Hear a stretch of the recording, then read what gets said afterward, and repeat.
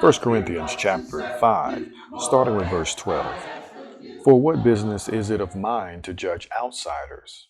Don't you judge those who are inside? God judges outsiders.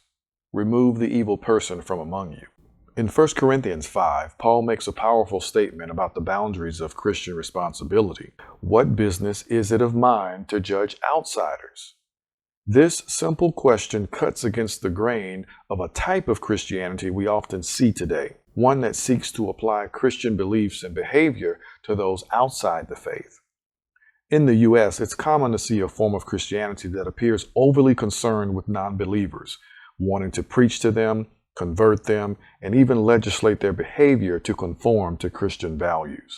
There's an emphasis on making laws of the land reflect Christian principles, even for those who do not follow Jesus. Meanwhile, many significant issues within the Christian community, such as clergy abuse, racism, and domestic violence, remain unaddressed generation after generation. Paul's focus in this letter to the Corinthians is clear. His concern is not the immorality of the city of Corinth. He's not overly obsessed with how much sin there was in Corinth, much like some people today who seem preoccupied with the supposed sinfulness of big cities like Seattle, San Francisco, or Chicago.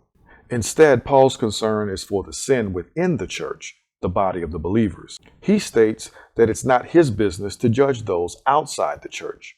God will take care of that. Rather, Christians should focus on their own community, ensuring that those who claim to follow Christ are held accountable. Our calling is not to engage in culture wars or force society to conform to Christian values.